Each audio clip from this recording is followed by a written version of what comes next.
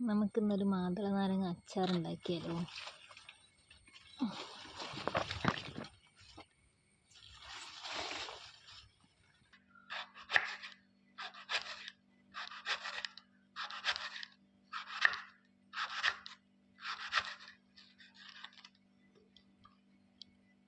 ഇത് നമ്മളെ വീട്ടിൽ തന്നെ ഉണ്ടായ നാരങ്ങയാണ്, മാതള നാരങ്ങ. ചിലർ ഇതിനെ ഗണപതി നാരങ്ങ എന്നും പറയും.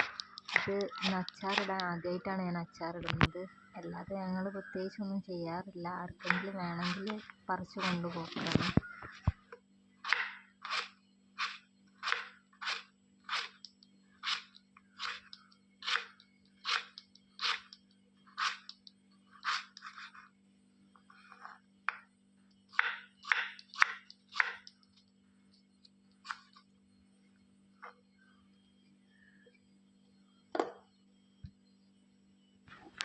അപ്പം അച്ചാറിടാനായിട്ട് ആദ്യം ഇതിൻ്റെ പുറത്തുള്ള തൊലി കളയണം. ഒരു പീലർ വെച്ചിട്ടോ അല്ലെങ്കിൽ കത്തി ഉപയോഗിച്ചിട്ടോ ഇതിന് തൊലി കളയുക.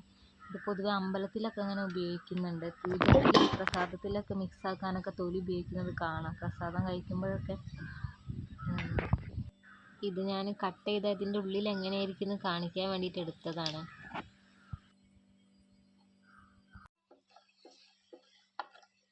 ഇനി നമുക്ക് അച്ചാറിലേക്ക് എന്തൊക്കെ ഇൻഗ്രീഡിയൻസ് ആവശ്യമുണ്ടെന്ന് നോക്കാം. അതിന് വേണ്ടിയിട്ട് ഞാൻ കായം വറുത്ത് പൊടിക്കാനായിട്ട് വറക്കുകയാണ്. കുറച്ച് എണ്ണ ഒഴിച്ച് വറക്കുമ്പോൾ അത് നന്നായിട്ട് പൊരിഞ്ഞ് വരും. പിന്നെ അതിലേക്ക് കുറച്ച് ഉലുവയും കൂടെ ഇട്ട് വറക്കുന്നുണ്ട്.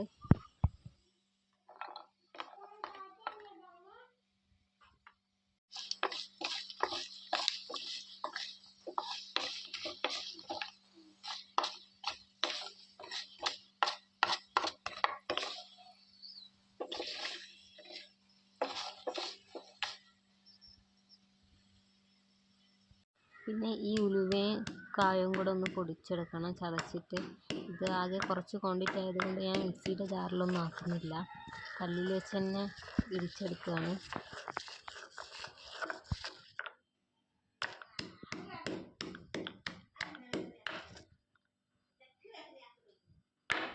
പിന്നെ അതിന് ശേഷം അച്ചാറുണ്ടാക്കാൻ നല്ലെണ്ണയാണ് എടുത്തത്. നല്ലെണ്ണയിലേക്ക് കുറച്ച് കടുക്, ഉലുവ, വറവിടുക, പച്ചമുളക്, കറിവേപ്പില, ഇത്രയും സാധനങ്ങൾ വറവിലിട്ടതിന് ശേഷം ഞാൻ കുറച്ചൊരു 2 അല്ലി വെളുത്തുള്ളി എടുക്കുന്നുണ്ട്. പിന്നെ ഇവിടെ തന്നെ ഉണ്ടായ മുളക് എടുക്കുന്നുണ്ട്, ഇഞ്ചി ചെറിയൊരു പീസ്. ഇത്രയും സാധനങ്ങൾ ഇട്ടിട്ട് നന്നായിട്ട് വഴറ്റിയെടുക്കണം.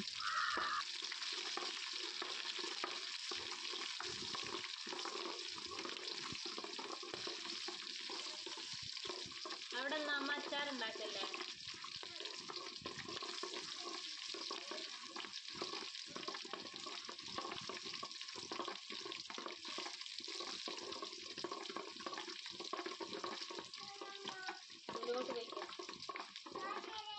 പിന്നെ അതിന് ശേഷം മസാലകൾ ആഡ് ചെയ്യാം.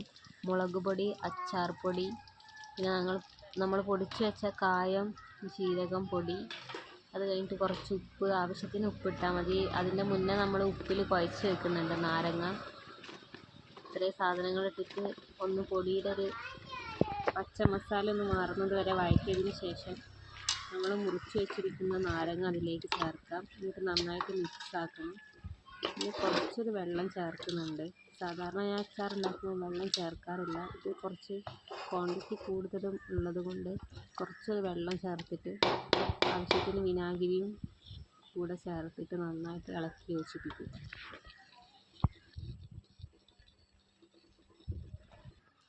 കട്ട് ചെയ്ത് വെച്ച സമയത്ത് വലിയ കയ്പ്പൊന്നും അടിച്ചിട്ടുണ്ടായിരുന്നില്ല. പക്ഷെ അച്ചാർ ഉണ്ടാക്കി കഴിഞ്ഞപ്പോൾ അത്യാവശ്യം നല്ലോണം കയ്പ്പ് അടിക്കുന്നുണ്ട്. ഇത് ഇങ്ങനെ തന്നെയാണോ എന്ന് അറിയില്ല. ഞാൻ ഇതിന് മുന്നേ കൂട്ടിയിട്ടുമില്ല, കഴിച്ചിട്ടുമില്ല, ഉണ്ടാക്കിയിട്ടുമില്ല. ഫസ്റ്റ് ടൈം ആയതുകൊണ്ട് ടേസ്റ്റ് അറിയില്ല. അപ്പോൾ കുറച്ച് ശർക്കര പൊടിച്ച് ആഡ് ചെയ്യുന്നുണ്ട്. ഇനി കുറച്ച് ദിവസം ഇരുന്നിട്ട് എങ്ങനെയാണ് അതിൻ്റെ ടേസ്റ്റ് എന്നൊന്ന് നോക്കണം, കയ്പ്പ് മാറുന്നുണ്ടോയെന്ന്.